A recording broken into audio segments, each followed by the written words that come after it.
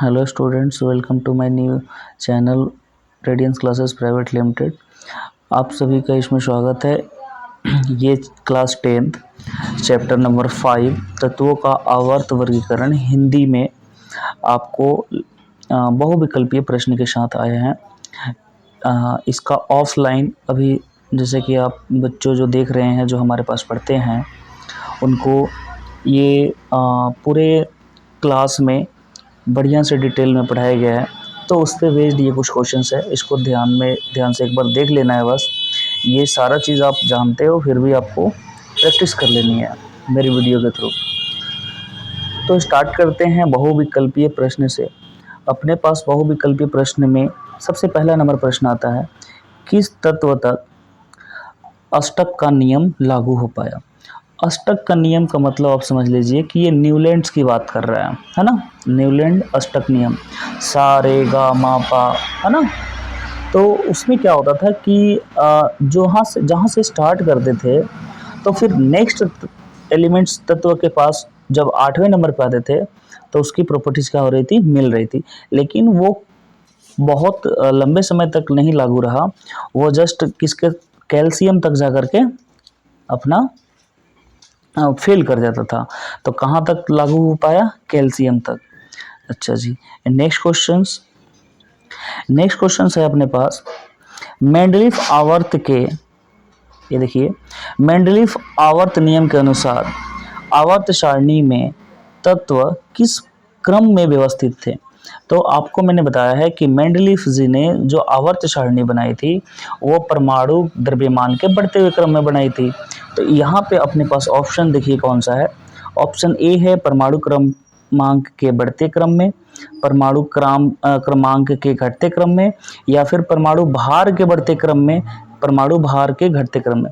तो उन्होंने द्रव्यमान या भार वो सेम चीज़ है, लेकिन इनमें डिफरेंस होता है। अभी फिलहाल जो है इसमें यहाँ पे डिफरेंस नहीं देखना है। तो परमाणु भार के बढ़ते हुए क्रम में, ये आपका आंसर जो होगा सही होगा। अच्छा, तीसरा क्वेश्चन देखते हैं। मेंडलीफ आवर्त, यहाँ पे देखिए, मेंडलीफ आवर्त सारणी में उन तत्वों के लिए रिक्त स्थान छोड़ दिए गए थे जिनकी खोज बाद में हुई, है ना। निम्नलिखित में से किस तत्वों को आवर्त सारणी में बाद में स्थान मिला, तो कौन सा था। तो आपको इसमें देखना है, अगर आप मेंडलीफ का आवर्त सारणी बढ़िया से पढ़े हुए हैं तो उसमें आपको ये चीज़ नोटिफाई किया होगा कि कौन कौन सा उसमें तत्व उस टाइम था। तो क्लोरीन भी था, ऑक्सीजन भी था, सिलिकॉन था। इसका मतलब बाद में जिसको जगह मिली थी वो क्या है, ये जर्मेनियम। क्या है जी, जर्मेनियम, है ना। तो ये आपका आंसर हो जाएगा ऑप्शन ए। ठीक है, नेक्स्ट 4th नंबर क्वेश्चन को देखते हैं। आधुनिक आवर्त सारणी के संदर्भ में, यहाँ पे देखिएगा, आधुनिक आवर्त सारणी के संदर्भ में निम्नलिखित में से कौन सा या कौन से कथन गलत है या है। तो देखिए ध्यान से, आधुनिक आवर्त सारणी में तत्वों को उनके घटते हुए परमाणु क्रमांक के आधार पर व्यवस्थित किया गया था। पहला वाला ही आपको दिख रहा है गलत, क्योंकि आधुनिक आवर्त सारणी जो है तत्वों के उनके बढ़ते हुए परमाणु क्रमांक के आधार पर बनाया गया था। तो यहाँ पे क्या हो गया, ये गलत हो गया। ठीक है, तो हम यहाँ इसके पीछे लिख देते हैं, फर्स्ट जो है वो क्या है, फॉल्स है ना। 1 नंबर फॉल्स है। दूसरे नंबर को पढ़ते हैं।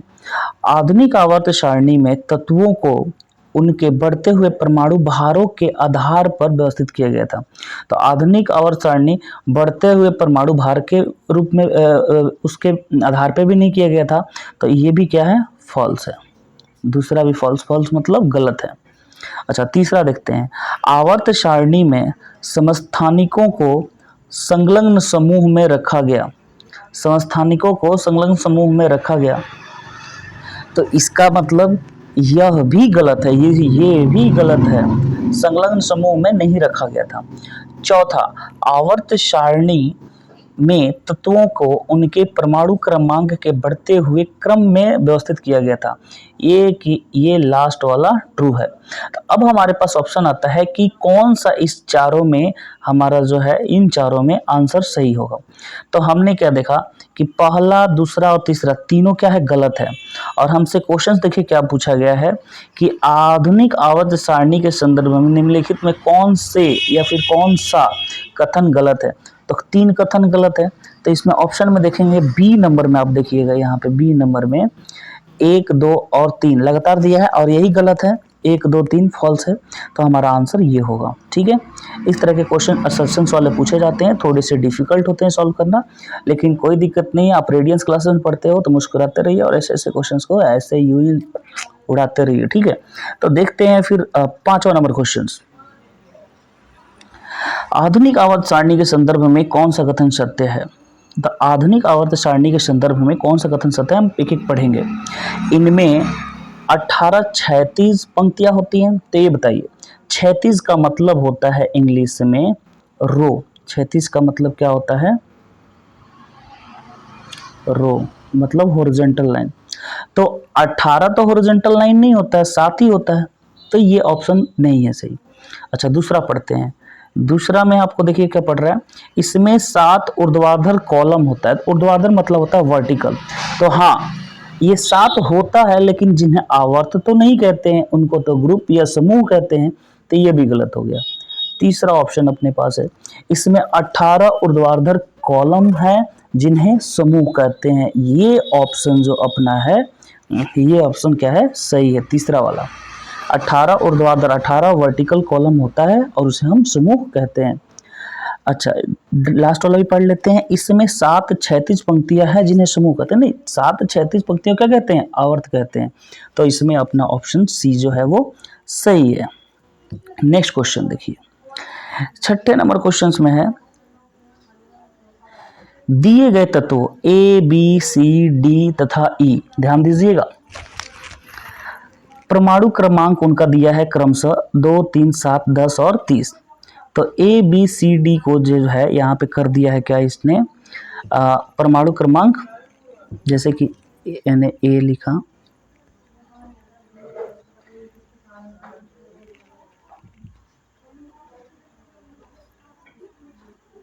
ई, परमाणु क्रमांक इनका रखेंगे 2,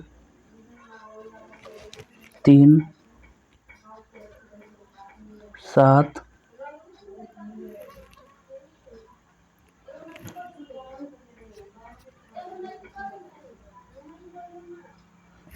अच्छा ये बताइए कि दूसरे नंबर जो आवर्त सारणी में दूसरे नंबर पे आता है उसको क्या कहते हैं। तो हाइड्रोजन हीलियम। तो ए नंबर को क्या लिख सकते हैं, हीलियम, He। ऐसे बी को क्या कह सकते हैं हम, 3 नंबर पे आता है लिथियम। सी 7 नंबर पे क्या आता है, नाइट्रोजन। ठीक है, 10 नंबर पे क्या आता है, नियोन, मैं इधर लिख देता हूँ। और 30 नंबर पे क्या आता है, जिंक, Zn। अब क्वेश्चन देखिए क्या कह रहा है, ध्यान दीजिएगा, यहाँ पे लिखने का जगह नहीं है, थोड़ा ध्यान दीजिए। ए बी सी डी का परमाणु क्रमांक जो है ऊपर देख रहे हैं कितना दिया हुआ है, 2, 3, 7, 10 दिया है। में समान आवर्त में संबंधित तत्व कौन सा, एक समान मतलब एक आवर्त में कौन आता है। देखिए, हीलियम, लिथियम जो है और नाइट्रोजन, यही तीनों जो होता है एक आवर्त में आता है। तो अब देख लेना है कि हीलियम को ए, लिथियम को बी और नाइट्रोजन को सी। तो कहाँ पे है ए बी सी, पहला नंबर भी हमारा क्या हो जाएगा, करेक्ट हो जाएगा। एक मिनट और इसको देख लेते हैं, आपको दिखा देते हैं हम।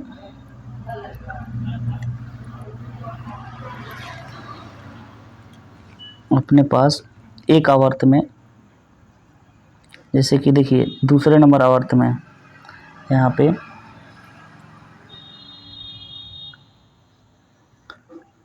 लिथियम वाले में देखिए लिथियम है, और इसी में दूसरे नंबर आवर्त में आपको नाइट्रोजन भी मिल जाएगा और नियोन भी मिल जाएगा। तो हमारा जो ऑप्शन है हीलियम, लिथियम और नाइट्रोजन, यहाँ पे देख लीजिए यहाँ पे नियोन है, नाइट्रोजन है और लिथियम भी है। और इधर भी अपने पास क्या है, अच्छा हीलियम है, यहाँ पे लिथियम होना चाहिए, लिथियम, नाइट्रोजन और नियोन। तो लिथियम, नाइट्रोजन, नियोन कौन कौन सा हो जाएगा देख लीजिए। इसमें लिथियम हो जाएगा 3 नंबर वाला, 3 नंबर क्या है, बी। अच्छा, लिथियम, नाइट्रोजन अपने पास सी, नाइट्रोजन को सी से डिनोट किया गया है। और उसके बाद से है 10 number D, B C D. तो देख लेंगे बी सी डी इसमें कहाँ में आ रहा है, बी नंबर ऑप्शन इसमें सही होगा। तो ये थोड़ा सा अपने पास स्पेस नहीं है वर्क करने के लिए, इसलिए थोड़ा मिस्टेक हो गया। तो ये बी नंबर जो है अपना सही है। ठीक, आप भी अपना जो है इसको देख सकते हैं। अच्छा, नेक्स्ट जो है वीडियो अपने नेक्स्ट वीडियो कर रहे हैं, नेक्स्ट क्वेश्चन जो है इसी पे बेस्ड है, बिल्कुल एकदम बिल्कुल एक जैसा ही है। आप देख रहे हैं कि इसमें अगेन बोला गया है कि ए बी सी डी है, उनका परमाणु क्रमांक, सॉरी वही मैं क्वेश्चन दोबारा कर दिया। दूसरा क्वेश्चन ये है 7 number, A B C D वैसे ही दिया है, 9, 11, 17, 12 और 13 इसका जो है एटॉमिक नंबर दिया है। तो तत्वों का कौन सा ऐसा युग्म है इसमें जो कि समान है। तो आपको क्या करना है, ए नंबर 9 पे, तो 9 पे जब ए है तो हमें देख लेना है कि ए के बदले में हम क्या लिख सकते हैं। देखिए ध्यान से, 9 नंबर पे क्या होता है, फ्लोरीन। क्या होता है, फ्लोरीन। अच्छा, उसके बाद से क्या होता है, सोडियम 11। 17 नंबर पे क्या होता है, क्लोरीन। 12 नंबर पे क्या होता है, मैग्नीशियम Mg। और 13 नंबर पे क्या होता है, एल्युमिनियम। ठीक है, तो ये थोड़ा सा आप देख लेना है आपको। ये ए बी सी डी करके दिया था, एफ को क्या बोल दिया इन्होंने, ए, इसको बी, इसको सी, इसको डी और इसको ई। तो ये अपने पास ए हो गया, बी हो गया, सी, डी और ई। अब इसमें देखिए क्वेश्चन को कर पड़िए क्या कह रहे हैं कि कौन सा ऐसा है जो समान ग्रुप में आता है, एक ग्रुप में आता है। तो समान ग्रुप में यहाँ पे ए एंड बी दिया है। तो ए एंड बी की अगर बात करें तो फ्लोरीन और सोडियम एक ग्रुप में नहीं आता, क्योंकि फ्लोरीन 17 नंबर ग्रुप में आता है, सोडियम जो है वो ग्रुप नंबर 1 में आता है। तो ये तो गलत हो गया। ऑप्शन नंबर बी देखते हैं, option number B and D. तो बी और डी का देखते हैं, तो सोडियम जो है और मैग्नीशियम, तो सोडियम 1 नंबर ग्रुप में और मैग्नीशियम 2 नंबर ग्रुप में, ये भी ऑप्शन नहीं हो सकता है। तीसरा देखते हैं, ए एंड सी। ए जो है फ्लोरीन और सी क्या है, क्लोरीन। और ये देखिए फ्लोरीन क्लोरीन जो होता है वो ग्रुप नंबर 17 में आता है। फ्लोरीन क्लोरीन ब्रोमीन आयोडीन और स्टेटाइन ग्रुप नंबर 17। तो ये ऑप्शन नंबर सी जो होगा इसका वो करेक्ट होगा। ठीक है, अच्छा नेक्स्ट देखते हैं, इसको इरेज कर देते हैं। नेक्स्ट, आधुनिक आवर्त सारणी में इलेक्ट्रॉनिक विन्यास 2-8 जो है, तो 2-8 किसका होता है, देखिए जरा ध्यान से। 2-8 तो 10 इलेक्ट्रॉन, 10 पे कौन सा होता है, नियोन। 10 पे क्या होता है, नियोन। इस नियोन का इलेक्ट्रॉनिक कन्फिग्रेशन क्या होता है, 2,8 है ना। तो कौन सा समूह है, तो बताइए कौन सा समूह है दूसरा। तो नियोन किस समूह में आता है, तो 18 नंबर पे। तो ऑप्शन क्या हो जाएगा, सी। अच्छा नेक्स्ट क्वेश्चन है,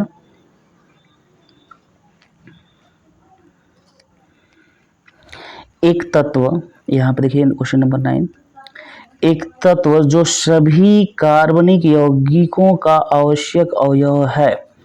तो ध्यान दीजिए, कार्बनिक मतलब ऑर्गेनिक, ऑर्गेनिक की बात कर रहा है, ऑर्गेनिक केमिस्ट्री। तो कार्बन की कौन से समूह में होता है, तो आपको ध्यान होगा कार्बन जो होता है 14 नंबर समूह में होता है। तो ये आपका आंसर जो होगा सही होगा, है ना। आवर्त 2 में, आवर्त 2 की बात करें, आवर्त 2 के तत्वों के लिए निम्नलिखित में कौन सा कोष बाहतम होता है। तो आवर्त जब हम 2 की बात करेंगे, देखिए ये हो गया न्यूक्लियस, पहला कोष के, दूसरा हो गया एल, है ना। तो के और एल, तो दूसरे वाले के लिए बाहतम क्या होगा, एम होगा। क्या होगा, एम, क्योंकि हमारा बोल रहा है दूसरे के लिए बाहर कौन सा है, तो दूसरे नंबर पे एल आता है, तो उसके लिए बाहतम कौन सा होगा, के एल एन, सॉरी। तो इसमें ऑप्शन हो जाएगा अपने पास एम नंबर। ठीक है, सी ऑप्शन क्या हो जाएगा इसका, सी। अब देखिए नेक्स्ट क्वेश्चन, निम्नलिखित में से कौन सा तत्व अधिकतम संयोजी इलेक्ट्रॉन रखता है? संयोजी इलेक्ट्रॉन मतलब वैलेंस इलेक्ट्रॉन। तो देखिए इसमें से सबसे अधिक किसके पास है?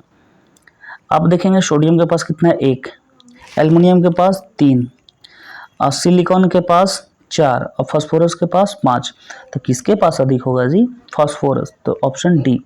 कैसे पता चल रहा है? ध्यान दीजिए, जब इलेक्ट्रॉनिक कॉन्फ़िगरेशन हम लिखते हैं तो सोडियम का लिखते हैं तो आप देखिएगा 1s2, यहाँ पे लिख के दिखा देता हूँ।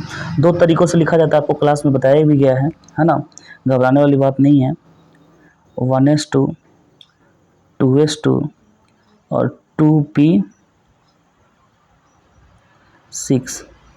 तो ये हो गया आपका कितना? 10 और 3s1। तो यहाँ पे देख रहे हैं कि ये इलेक्ट्रॉनिक कॉन्फ़िगरेशन जब हम लिखते हैं तो फर्स्ट में 2, तो 2 लिख दिया, सेकंड में कितना? तो 8, 6 और 2 8, और फिर तीसरे में कितना? 1। तो सोडियम का लिखते हैं ऐसे। तो ये बताता है कि लास्ट वाले में कितना है, तो लास्ट वाले में 1 इलेक्ट्रॉन है, तो इसका संयोजी जो होगा 1 होगा। तो ऐसे ही एल्युमिनियम का जो 13 नंबर पे होता है तो उसमें 3 होगा, सिलिकॉन 14 पे होता है तो 4 होगा, फास्फोरस 15 पे होता है तो 5 होगा। ठीक है, तो ये इस तरह से हम जो है, ये वीडियो थोड़ा सा लंबा हो जाएगा, तो नेक्स्ट जो क्वेश्चंस है उसका हम सॉल्व नेक्स्ट वीडियो में करेंगे, नेक्स्ट क्वेश्चंस जो भी हैं, क्योंकि इस तरह से वीडियो बहुत लंबा बनते जा रहा है, आप भी बोर हो जाओगे। ठीक, तो हमारा अभी तक कहाँ तक कंप्लीट हो गया? 11 नंबर क्वेश्चन तक कंप्लीट हो चुका है। तो बाकी के जो क्वेश्चंस बच जाते हैं, देखो स्टूडेंट्स, जैसे कि अपने पास क्वेश्चंस कितने बच जाएंगे, बाकी अपने पास क्वेश्चंस 22, 23, 24, 25, 26 क्वेश्चन जो है वो है। अब बाकी इसमें कुछ लघु उत्तरीय प्रश्न भी है, बहुत ही इंपॉर्टेंट है, आप इसको पॉज करके स्क्रीनशॉट ले सकते हो और इसको सॉल्व करो। ये लघु उत्तरीय प्रश्न जो है 27 से लेकर 34 तक, और इसके बाद भी है 35 से लेकर 41 तक। इनको यहाँ पे मैं कर दे रहा हूँ, आप स्क्रीनशॉट ले सकते हो इसका। ठीक है, बहुत ही महत्वपूर्ण प्रश्न होते हैं ये, एनसीईआरटी के टोटल क्वेश्चन है। फिर दीर्घ उत्तरीय प्रश्न इस तरह से कुछ आपको मिल जाएंगे, पर ये एनसीईआरटी एग्जाम्पलर है तो आपके बुक में ये क्वेश्चंस नहीं मिलते होंगे, तो इसको पॉज कर करके आप क्या कर लेंगे, स्क्रीनशॉट लेकर के इसको एक बार सॉल्व कर लेना है। ठीक है, वैसे क्लास में ये सभी चीज़ें जो हैं कवर्ड की जा चुकी है, अगर फिर भी आपको कुछ डाउट है तो आप कांटेक्ट कर सकते हैं। Okay, thank you for watching, and मेरे हौसले को बढ़ाने के लिए इसको ज़्यादा से ज़्यादा शेयर कीजिए, और खुद भी इस वीडियो को देखिए, और इसको देख करके अगर कुछ भी डाउट होता है तो पूछ सकते हैं आप। Okay, thank you.